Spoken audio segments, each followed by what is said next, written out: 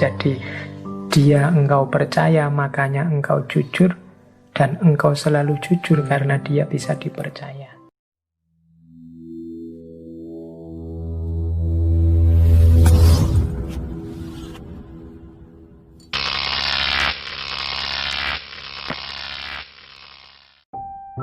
Ada 7 hal yang harus kita hidupkan dan kita perkuat demi hubungan yang sehat. Yang pertama apa? Mutual respect. Saling menghormati, saling menghargai. Kenapa ada kata-kata mutualnya? Ya karena harus bareng-bareng. Yang sini menghormati yang sana menghormati yang sini. Kalau hanya salah satu berarti masih ada penyakit dalam hubungan itu. Harus segera disembuhkan. Jadi ciri yang pertama mutual respect. Apalagi dua-duanya tidak respect, ya sudah, itu tinggal menunggu saja konfliknya terjadi. Jadi hubungan yang sama sekali tidak ada respect itu seperti api dalam sekam. Pada saatnya dia akan terbakar. Yang kedua, trust, saling percaya. Biasanya trust ini ada hubungannya dengan honesty, kejujuran. Kalau dalam hubungan itu diwarnai kejujuran, ya trust akan muncul. Orang akan percaya dengan kita, saya percaya padanya, dia akan percaya padaku. Saya percaya dia tidak akan curang, tidak akan menyakitiku sebagaimana aku tidak akan curang dan tidak akan menyakitinya. Dari honesty muncul trust, dari kejujuran muncul kepercayaan. Dan sebaliknya orang yang sudah percaya itu biasanya terus dia nyaman dan dia jujur. Tapi dua ini harus hidup. Kalau dalam hubungan sudah tidak saling percaya, karena mungkin dua-duanya atau salah satunya tidak jujur, maka ini alamat juga sebentar lagi hubungan ini akan berbuah konflik. Jadi harus ada trust, harus ada honesty. Kemudian yang keempat, support, dukungan. Ini biasanya dalam situasi sulit mau mendukung. Wong kita hidup di lingkungan yang sama, wong kita hidup di wilayah yang sama, di negara yang sama. Harus saling support, tidak saling menjatuhkan, tidak diam-diam menunggu saya nggak akan menyakiti dia sih, tapi saya tunggu kapan dia jatuh. Nah, itu namanya nggak support, nggak bisa dipercaya sekaligus nggak jujur. Kalau ketemu saja senyum-senyum, seakan-akan menghargai, tapi di belakang ngomong jelek-jelek terus. Nah, itu namanya ndak jujur, ndak trust, juga ndak support. Harus jujur. Kalau ada yang ganjel di pikiran, di perasaan, disampaikan saja apa adanya, kemudian dicari solusi bersama. Kalau mau jujur semacam ini akan melahirkan trust, saling percaya. Kalau kalian punya teman, punya hubungan yang isinya perasaanmu padanya seperti ini misalnya, saya akan cerita apapun sesuai kenyataannya padanya karena saya percaya dia bisa menjaga rahasia, saya percaya dia akan memilih yang terbaik dilakukan untukku, saya percaya dia responnya selalu menjaga, selalu menghargai. Itu kan enak. Jadi dia engkau percaya, makanya engkau jujur, dan engkau selalu jujur karena dia bisa dipercaya. Hubungan yang semacam ini, hubungan yang saling mendukung. Ini cirinya hubungan yang sehat. Yang keempat, fairness.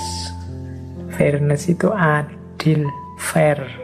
Nah, ini bagian juga dari kejujuran, bagian juga dari kepercayaan. Kalau jelek, ya diomongkan jelek. Kalau baik, ya diomongkan baik. Saya jujur loh, kalau perilakumu yang ini saya tidak terlalu suka. Oh ya, terima kasih ya. Itu kan bagian dari kejujuran sekaligus fair. Kalau kamu seneng ya dibilang seneng, Tidak suka dibilang tidak suka. Kalau dia salah ya diingatkan dia salah. Kalau dia benar diapresiasi kebenaran. Itu namanya fairness. Adil.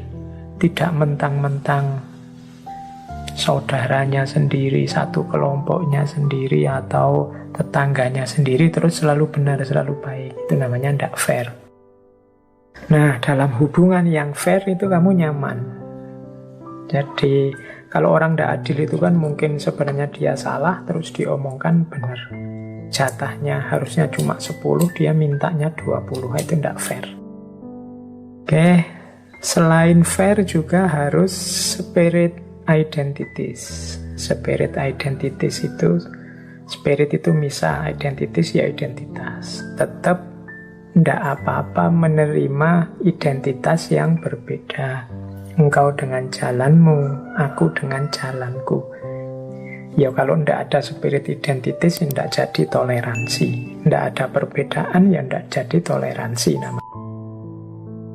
Nah, dalam hubungan yang sehat, tidak memaksakan, mendiktekan pandangannya agar diikuti yang lain. Monggo saja yang lain dengan keyakinan kebenarannya masing-masing. Nah, itu namanya spirit identities. Jadi menerima perbedaan, menerima identitas yang berbeda, tidak mengklaim dirinya final kebenarannya, maka yang lain harus dipaksa ikut dirinya. Nah, itu namanya tidak ada prinsip ini.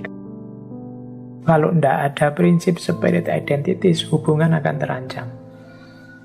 Ya tidak cuma antar masyarakat, antar budaya atau agama yang berbeda. Hubungan laki-laki dan perempuan pun kadang-kadang kalau tidak bisa menerima spirit identities, biasanya ya mudah bubar.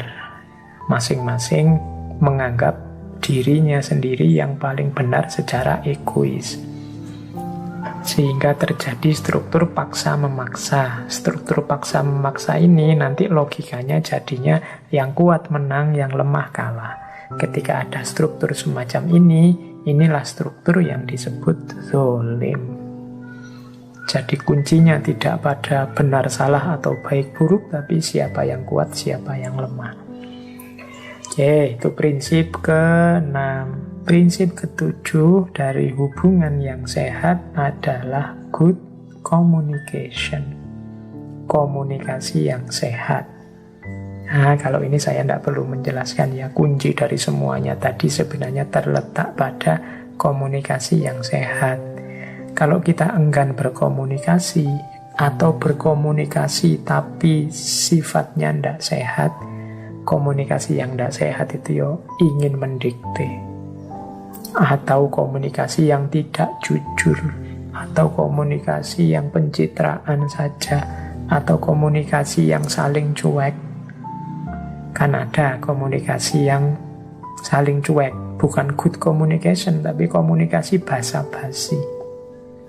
Kalau ketemu ya salam, ya selamat pagi, senyum, tapi begitu orangnya tidak ada ngomong yang jelek-jelek. Ini komunikasinya basa-basi, tidak terbuka, tidak jujur. Berarti tidak ada good communication. Tidak terjalin hubungan yang sehat. Maka disarankan salah satu rumusnya hidup bersama yang baik itu ya ada dialog. Dialog itu isinya good communication yang hasilnya adalah kebaikan yang semakin meningkat dalam kehidupan bersama.